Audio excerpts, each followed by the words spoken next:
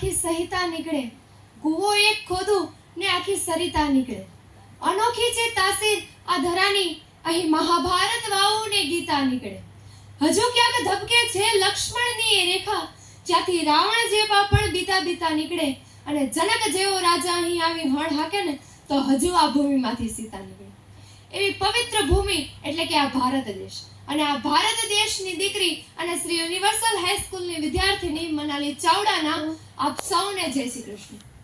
આજે આપણે એક એવા વિષય ઉપર ચર્ચા કરવાની છે કે જે વિષય આપણા બધાના ભવિષ્ય સાથે સંકળાયેલ છે. તે વિષય એટલે કે વિકસિત ભારત દેશ 2047. આપણા દેશને આઝાદી મળ્યાના 75 વર્ષ પૂર્ણ થયા છે. આ સમયગાળામાં ભારતે અનેક ક્ષેત્રમાં નોંધપાત્ર પ્રગતિ કરી છે, પરંતુ હજુ એક લાંબી છલાંગ મારવાની તો બાકી જ છે. આપણે એક એવા ભારતનું નિર્માણ કરવાનું છે કે જે ભારત સમૃદ્ધ, શક્તિશાળી અને આત્મનિર્ભર હોય. આપણા ભારત દેશ દરેક ક્ષેત્રમાં આગળ વધી રહ્યું છે. વિકસિત ભારતથી લઈને તમામ વસ્તુઓમાં ઝડપથી વિકાસ કરી રહ્યું છે. આપણા વડાપ્રધાને લાલ કિલ્લા પરથી કહ્યું છે કે આગામી 25 વર્ષમાં ભારતને સંપૂર્ણપણે વિકસિત બનાવવાનું સપનું બતાવ્યું છે. છેલ્લા 75 વર્ષમાં ભારતે અનેક પડકારોનો સફળતાપૂર્વક સામનો કર્યો છે અને વિશ્વમાં સક્ષમ ભારતનું જે ચિત્ર ખડું થયું છે ને તેના આધારે કહી શકાય કે 2047 સુધીમાં ભારત સંપૂર્ણપણે વિકસિત થશે. देश अब पीछे मुड़कर देखने को तैयार नहीं है, लंबी छलांग मारने को तैयार है. देश अब पीछे मुड़कर देखने को तैयार नहीं है, लंबी छलांग मारने को तैयार है. देश को जिन अवसरों की तलाश थी उनके लिए हमारी सरकार बहुत से कदम उठाने को तैयार है. विकसित भारत देश 2047 નું સ્વપ્ન સાકાર કરવા માટે આપણે અમુક મુદ્દાઓ પર ધ્યાન કેન્દ્રિત કરવું પડશે, જેમ કે સામાજિક વિકાસ, આર્થિક વિકાસ, શિક્ષણ, આરોગ્ય, પર્યાવરણ અને સંસ્કૃતિ. વિકસિત ભારતની આર્થિક વ્યવસ્થાને ધ્યાનમાં રાખીને ટેકનોલોજી, ઉત્પાદન અને નવીનતા પર ધ્યાન કરીએ તો ભારત ચીન અને યુકે પછીના ત્રીજા ક્રમનું સૌથી મોટું અર્થતંત્ર બની શકે છે. આપણા વડાપ્રધાન નરેન્દ્ર મોદીએ પણ કહ્યું છે કે વિકસિત ભારત દેશ બનાવવા માટે ગામડાઓનું અર્થવ્યવસ્થા મજબૂત કરવાનું અને છેલ્લા 10 વર્ષથી આ ગામડામાં રહેતા ગરીબ પરિવારોનું આર્થિક રીતે મદદ કરવાનો પ્રયાસ આપણી સરકાર કરી જ રહી છે. વિકસિત ભારતના સંકલ્પો 4 સ્તંભો પર ટકેલા છે.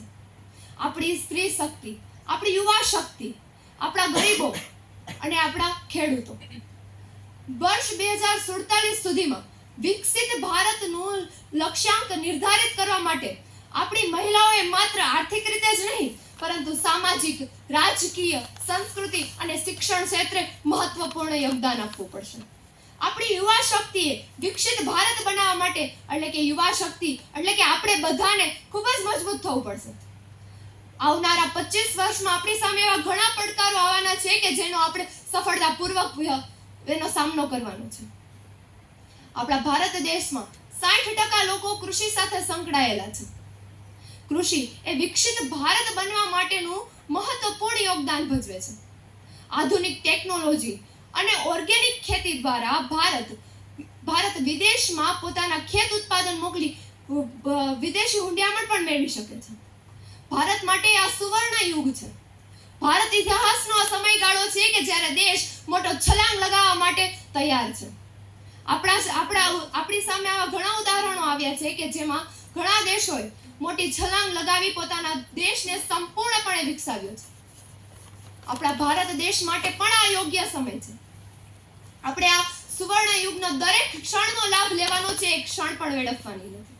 બસ અંતમાં તો હું એક પંક્તિ દ્વારા મારું વક્તવ્ય પૂર્ણ કરવા ઈચ્છું છું કે રાષ્ટ્ર નહીં ભારત હું મેં, इतिहास नहीं काल हूं मैं. राष्ट्र नहीं भारत हूं मैं, इतिहास नहीं काल हूं मैं. गिरते उठते बनते बिगड़ते हर समय की पहचान हूं मैं. तांडव और मंथन का नाद हूं मैं आज कल और अनंत काल तक. तांडव और मंथन का नाद हूं मैं आज कल और अनंत काल तक. भारत हूं मैं और भारत ही रहूंगा. भारत हूं मैं और भारत ही रहूंगा. अस्तु भारत माता.